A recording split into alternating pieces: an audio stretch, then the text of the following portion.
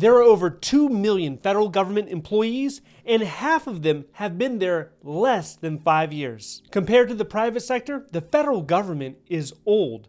And as the boomers start transitioning into retiring, that opens up a lot of additional opportunities. But which agencies are hiring the most? The top agency hiring is in the Veterans Affairs. Today, we're seeing parts of the VA, they're actually withdrawing their job offers.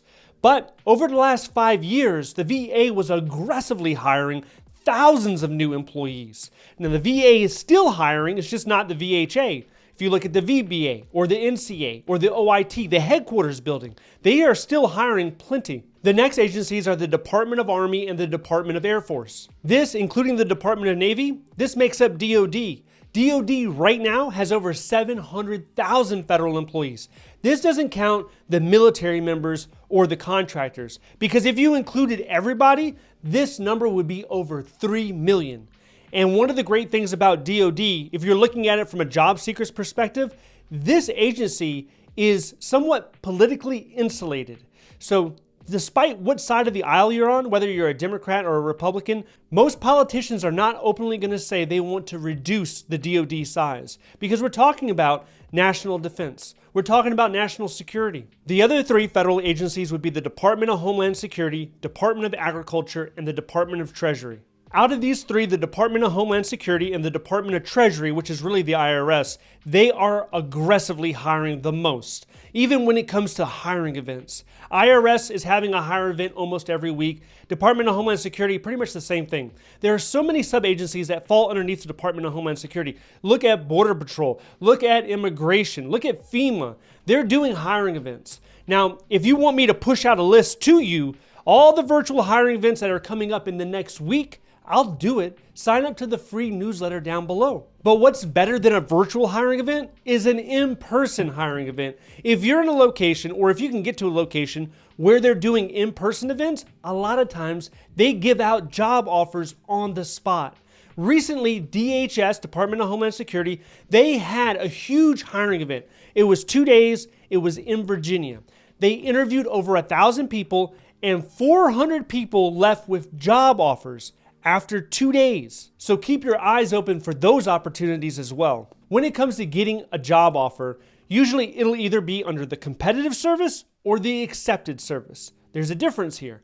Competitive service means that you can gain a tenure, meaning that you can be a competitive status candidate if you serve 3 years in the government. Doesn't have to be consecutive. If you serve 3 years in the government, you can leave for a decade or however long you want to leave. You can come back and apply to competitive service. Accepted service does not work that way. You could have an accepted service job and you could work there for a decade. And then as you're looking for other jobs, you might not even be able to apply to competitive service.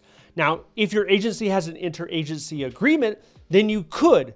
But I talk to people that have been working 10, 15, 20 years under the accepted service, let's say in DoD, and now they can't apply to a competitive service job, even though they had been a federal employment for over a decade. And that doesn't make sense to a lot of people's head. So you want to understand the service. When you get a job offer, look and see what service is it under.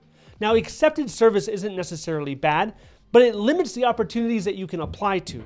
Certain agencies, that's all they give. All they have is accepted service. Look at the post office. Look at the FBI, the CIA, the NSA. A lot of those agencies, especially if you're a law enforcement type officer, you will be under the accepted service. So you have to look at both and pick the best one for you. Now you can see here the agencies that gave the most competitive job offers on this chart. You see DoD, the VA, and USDA. For the accepted service job offers, you can see a couple of differences in federal agencies. The DHS and the Department of Commerce are the new additions. If you are a more experienced type individual, let's say you have over 20 years of experience, you held positions at the C-suite level, like COO, CEO, executive type positions. Then you could come in under a different service, and that's called the Senior Executive Service. Now, over the last 5 years, we've only brought in about 1,500 new SESs, but their salaries, they can exceed $200,000 a year. These right here are the top federal agencies hiring the most new SESs. We have the DoD, HHS, DHS, DOJ, and the Department of Commerce. One question that I am typically asked is, can you apply and actually get an SES job without having any federal government experience? And the answer is yes. You could do it one or two different ways. You have political appointee SESs, and then you have career tenure SESs. So you apply to them differently, but you can get an SES position. I've seen people in the military, usually they're a general officer, and then they'll come in as an SES. You also have people that get Schedule C. Schedule C is a politically appointed position. You can go on the whitehouse.gov website, look through there, and you can apply for those positions. What I recommend to most people as you're applying is you need to apply every day, multiple times. I'm not talking about the same job announcement. I'm talking about other jobs within that job series. And you can target multiple job series because you're probably eligible for multiple. But each job series should have its own resume that you're targeting, and you're applying consistently, 3-4 times a day, every day, for weeks, because it takes months sometimes to hear anything back. Now, if you are applying with a competitive resume, you will get some interview invites, and after a few months, you can easily get a position. You could have 2 or 3 different job offers in your email waiting for you to make a decision. How do you choose among all those job offers? This is one area that I've been helping dozens of people with recently. And what I tell them is, number one, look at the agency on the Best Places to Work website. This website has over 400 agencies that are ranked by the employees that actually work there. Now, it's not a full comprehensive view of the agency, but this is data that is publicly available that you should use. Next, look at the size of the agency. Does size matter? In this situation, yes, it does. The reason for this, the larger the agency, the more positions are available. So, in theory, when you're using internal hire, you would be able to apply to more jobs within that agency. Internal hire is a wonderful path if you already belong to the federal agency. Let's say you're in the Department of Agriculture. When a job opens up that's only internal hire, only people that work at Department of Agriculture can even apply to it. People that work at Department of Justice, they can't do it. Department of Defense, they can't do it. It's just people in Department of Agriculture. So if you work for a very small agency, you're going to have limited positions when it comes to internal hire. The next thing that you want to do is compare and evaluate the personality of the different hiring managers. So when you walked into that interview room and you were asking the questions to the hiring manager, that person could be your future supervisor. What do they say? How do they say it? Do you think you can get along with a person like that? Do you think that you guys see eye to eye? Or do they seem overbearing? Do they seem like a micromanager? Do they seem a little off-putting when you started asking them some of those questions? Consider that. There's so many people that take a job because it's a higher GS grade, but they get into the office and they realize they can't stand their supervisor. You can ask questions and figure that out in the interview. Then we have the onboarding process. How is HR treating you? There's a guy I talked to recently that he had 2 job offers. HR was more responsive, they communicated more, they were nicer, and he ended up going that direction. Now, both of these positions, they were both for GS-12s. Different areas in the country, but that didn't matter to him. What mattered was the demeanor of HR. Now, a lot of times the office has nothing to do with HR. But if you do accept a job, let's say the first week you realize horrible work-life balance, horrible work culture, you want to get out. There's nothing wrong with getting out. People leave their job after 24, 48 hours all the time.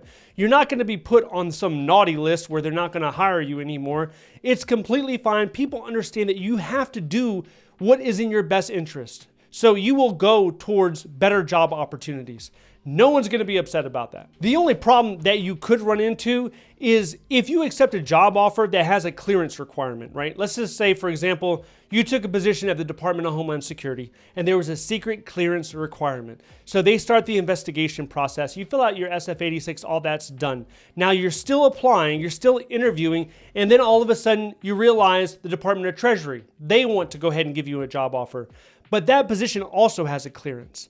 If you accept that background check, they won't be able to do it because there's a queue. You cannot have 2 investigations simultaneously. 95% of the time, you cannot do that. There are some exceptions, but usually the rule of thumb, you cannot have 2 simultaneous security clearance checks. So if you already accepted one and the background check is happening, I would focus my attention on low-risk positions. If you are considering a federal government job, you probably have a lot of questions on your mind about the federal hiring process, usajobs.gov, about is this government job better than this one? Questions like that. I did a live stream recently, answered over a dozen questions. If you're interested in that, I want you to watch this video next. If you would like to see more videos like this, please click like and subscribe. Thank you so much for watching. I'll see you in the next one.